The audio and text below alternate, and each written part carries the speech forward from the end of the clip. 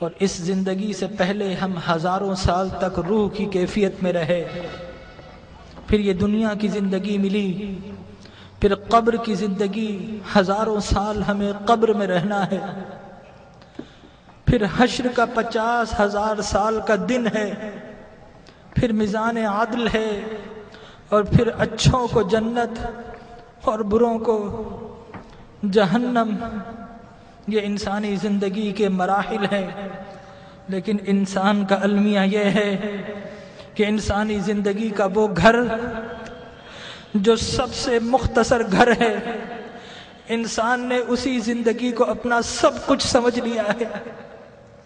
ہم اس زندگی کے لیے گھر چھوڑنا پڑے تو گھر چھوڑتے ہیں، شہر چھوڑنا پڑے تو شہر چھوڑ دیتے ہیں، وطن چھوڑنا پڑے تو وطن چھوڑ دیتے ہیں، والدین کو چھوڑ دیتے ہیں، اولاد کو چھوڑ دیتے ہیں کہ یہ زندگی اچھی ہو جائے۔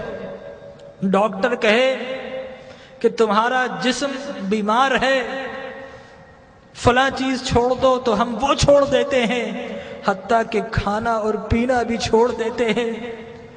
لیکن میرے بھائیوں، اپنے دل پر ہاتھ رکھ کر بتاؤ کہ کبھی اللہ اور اس کے رسول کے لیے کچھ چھوڑا ہے؟ اللہ نے کہا کہ برے اعمال چھوڑ دو، تو ہم نے اللہ کے لیے کبھی برے اعمال چھوڑے ہیں؟ اس کے رسول کی محبت کی خاطر کچھ چھوڑا ہے؟ ارے فقط ایک آنکھ جانے کا خطرہ ہو تو ہم ڈاکٹر کے پاس ساری جمع پونجی دے دیتے ہیں، ڈاکٹر کو پیش کر دیتے ہیں، اور وہ رب کہ جس نے بغیر کچھ لیے آنکھ دی، ناک دیا، کان دیے، جسم و جان دیے، گھر بار دیے، عزت و آبرو دی، جس نے مال و دولت دیا، کیا ہم نے اس رب کی بارگاہ میں کبھی کچھ پیش کیا ہے؟ اپنے دل پر ہاتھ رکھ کر بتائیے، کبھی رات نیند کو قربان کر کے کبھی اس رب کی بارگاہ میں کچھ سجدے پیش کیے ہیں؟ کبھی اس رب کی خاطر آنسو بہائے ہیں؟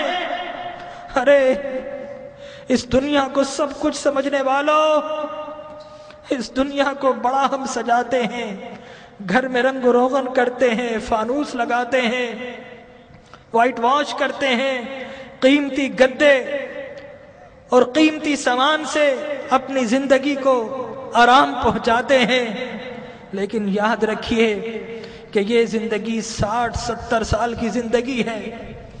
آگے کی جو زندگی، قبر کی جو زندگی ہے، وہ ہزاروں سال کی زندگی ہے، اور خدا کی قسم ہماری قبر ہمیں پکار رہی ہے۔ یہ ہم ہی نکمے ہیں، نہیں سنتے، ہماری قبر کہہ رہی ہے کہ لوگوں میں بھی تو تمہارا گھر ہوں، لوگوں میرے پاس بھی تم کو آنا ہے۔ اے دنیا کے گھروں کو سجانے والوں، کبھی میری سجاوٹ کا بھی انتظام کیا ہے؟ اگر نہیں کیا تو یاد رکھو کہ میں اندھیرا گھر ہوں، میرے پاس روشنی نہیں ہے، میرے پاس آؤ تو روشنی کا انتظام کر کے آنا، میرے پاس آؤ تو چراغ لے کر آنا۔ ارے میں تو لوگوں کی پسلیوں کو بھیج دیتی ہوں، میرے پاس تو ڈسنے والے سانپ اور بچھو ہیں، میرے پاس تو اندھیرے ہیں۔ ہماری قبر پکار رہی ہے کہ لوگوں میرے پاس تو سنگریزے ہیں، میرے پاس تو تعفن ہے، پیپ ہے، پس ہے، میرے پاس آؤ تو انتظام کر کے آنا۔ خالی ہاتھ آئے تو پھر بڑا پچھتاؤ گے، میرے پاس آؤ تو ایک اعمال کا دیا ہاتھ میں لے کر آنا۔ لیکن ہمارا المیہ یہ ہے کہ ہم قبر کی پکار سننے کو تیار نہیں ہیں۔